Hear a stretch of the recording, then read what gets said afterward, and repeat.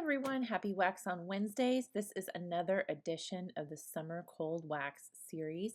And today I'm going to use the palette knife set that I got off of Amazon. And I had a giveaway last week for this exact same set. I bought one for me and one for the Wax on Wednesdays project group, and for one lucky winner. And this is a set of 9 palette knives that have all sorts of great edges for texture on them, and I'm really looking forward to using these in both cold wax and encaustic. And they have metal blades, so I'm really hoping for some great texture in encaustic as well.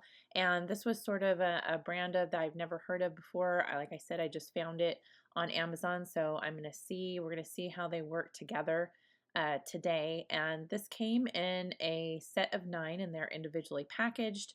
They came with the little surprise gift, which was a little painting palette that you saw there in the beginning. And they come in, it looks like sets of 3 each of the different types of blades in different sizes. And so that is really going to be a fun way to create texture, hopefully in both encaustic and the cold wax. So I'm going to use 3 of them today, and I'm going to use the 3 that I was most excited to use when I saw them. I think these were, I want to say, like $16.95 on Amazon, and I'm going to post the link to this set, the exact set that I got, on the blog page today, where I list all of the supplies every single week. I'm going to list the link to this palette set there for you today. So today I'm continuing to work on the Arches oil paper, and I have some tape down here on my board ready to go. And I'm also working with R&F pigment sticks mixed with cold wax medium. So if you thought the R&F sticks were creamy on their own, which they are buttery creamy, just using them as they are, if they are mixed with more buttery cold wax medium, they are wonderful to work with, especially on this Arches oil paper. So I've simply cut off pieces from my stick, from my oil stick on the R&F sticks, just sliced them off with my palette knife and mixed it with the cold wax medium.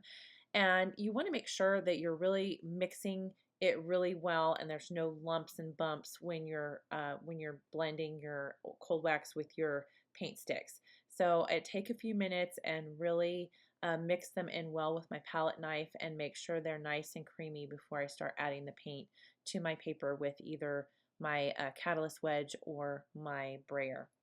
And initially I'm just getting some color down fairly randomly with my catalyst blade and my brayer. It's fun to mix them and go back and forth between brayer and blades and wedges and credit cards and anything that'll spread the paint in a slightly different way. Sometimes it goes on, you can spread it in different thicknesses.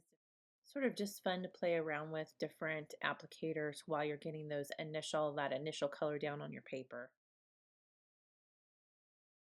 So I'm going to spread this white just a little bit thicker than the rest of the paint, because this is where I'm going to use that palette knife set and for it to add some really great texture, hopefully. And I'm going to use the one that I was most excited about when I bought the set, which is this little sort of spread out ribbed, I don't even know what to call it, fan shape. And I'm going to use the 3 that are most like this in this week's video and see how they sort of differ and what kind of great textures they can make. And I'm really excited about this one. This one is I can see all sorts of things that can happen with both cold wax and encaustic. And so I'm just going to try out the next one. And this next one that I'm going to try out, I really had no idea how that was going to make any texture because the blades were so close together.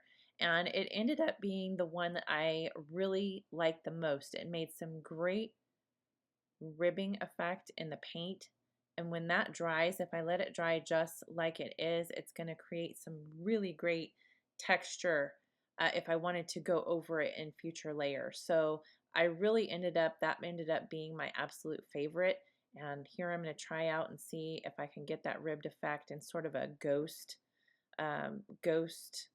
application here with just the paint that's remaining on the blade and not adding any more or digging through, and it came out a little bit, not as much as the first one, but still some really great texture.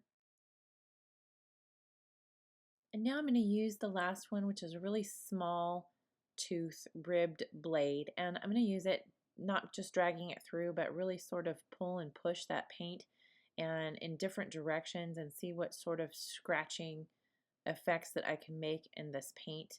And it really had a great raised effect by the time I got done, and once again, once this paint dries, it would have a really, really great texture if I wanted to go over it in a different layer later on.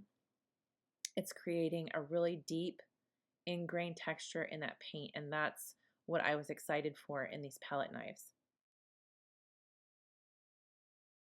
And here I'm just scratching back into the paint with this tool, and I was really pleasantly surprised with this effect too. It made, because of its fan shaped, it makes a lot of scratch marks really quickly, and they're just really great marks in the paint. Not much of a texture, but really great scraping back to previous layers and sort of revealing the layer below. I'm really enjoying the scratch marks making with these fan shaped palette blades. And I've added just a little bit of black here just to change it up a little bit. And now I'm doing one of my favorite things for mark making in the cold wax, which is just sort of a random mask. One of my favorite things for mark making is just to tear copy paper in very random shapes and use it in both the positive and the negative. I use both what I tore the paper out of, sort of the shell, and the shape itself. This one's a little bit difficult to see, but here you see I've using the shell here of what I tore so I can use it in a different way. And it's just very random. It's not perfect. It's just making some really interesting marks and interesting texture as you build up those layers in your cold wax. So here's that same shape that was hard to see in the beginning, and I'm going to use it again here, and I'm not using the whole thing, I'm just using parts of it. So you can use the same exact sheet of copy paper and do all 4 of these paintings and get some really completely different marks by just turning your mask however you've torn it, just you turning it in a different direction or using a different edge or different part of it. One sheet of paper will go a really long ways. And I also have a couple of super exciting things to share today. The summer sale on all of my online workshops begins today. And for twice a year only, my online workshops go on sale, once at Christmas and once in the summer. And this one is the summer sale. So if you buy one workshop, you get as many workshops as you like after that for 50% off. So it's quite a big saving on the entire series of encausticology series of online workshops and the metal workshops as well. So there's 16 workshops to choose from, so a huge variety, and there's both small and large workshops. The larger workshops are usually about 10 to 12 hours of video, so it covers a subject in its entirety. And they are all packed full of tons of projects to do in each subject and also with lifetime access. You can see an entire list of my workshop both on my Etsy shop, on the blog under workshops, or the encausticology series is also listed on my website at sherryreplogle.com. So really easy to find any of the workshops and simply email me a list of the workshops that you would like. The first one is full price, and every workshop that you want after that is 50% off. So it's my buy one, get some half off sale. So this is a great opportunity if you've been thinking about exploring encaustic, photo encaustic, image exploration, or encaustic and collage, encaustic in sculpture, then now's a great time to get in on the sale. Again, it only happens twice a year. I think it's a pretty unique sale. I don't know anybody else that does this sort of sale, which is why it only goes on twice a year. So you can also email me with any questions that you have on any of the workshops. Also, there's 2 new workshops to choose from. These are taking place in the fall, but the pre-registration sale also opens today. So this is also a significant savings over the regular price of the workshops. And the first one is my 30-day warm-up course that you will have 30 full days, every single day, a new warm-up and inspiration for you to get in and really get in there and start painting in your own studio. And the second one is cold wax journal. So 2 fun, really fun workshops that are going to be beginning in the fall, and the pre-registration for those is now open at a significant savings, and you can still uh, buy that workshop at the early bird price and still get other workshops half off. And you can see all of the details for these 2 new workshops at my website at sherryreplogle.com.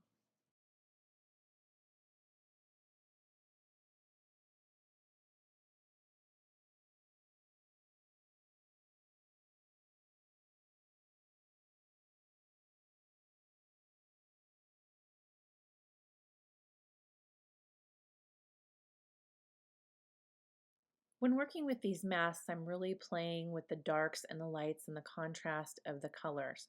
So when you're adding paint over your mask, it's good to add a contrasting color or a darker color over a lighter color over a dark, so you can get the most out of these masks.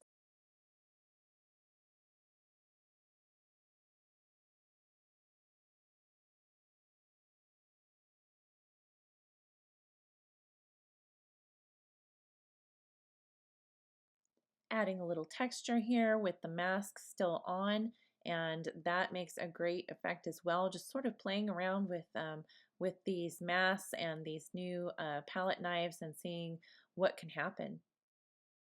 And just like with the other papers that I did in this series, this does not have to be your final layer. This could be just your beginning layers of your painting. You can certainly let them dry for a day or 2 days or even a week. It's fun to play around with the different drying stages of cold wax and really sort of scrape back in, add over. When you let it really dry, then of course you can add the layer right over the great texture and get even more great texture. So this doesn't have to be the end to these painting or the only layers to these paintings. They can be simply a beginning. And sometimes I can go on and add layer after layer after layer weeks over time, and sometimes they're just done the first time out. It just depends on the day and the process and how I like them.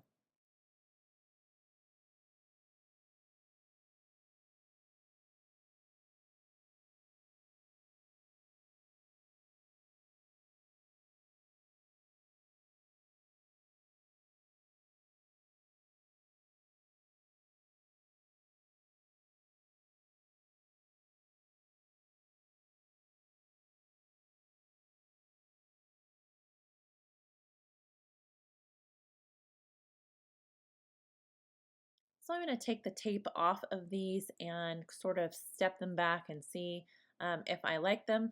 And if I want to keep going with them, I can always tape them right back down on the board if I want to add a layer tomorrow or 3 days from now. And I think that I kind of like the way that they came out. So right now I think I'm going to keep them as they are, and I'll show you the finished photos here at the end.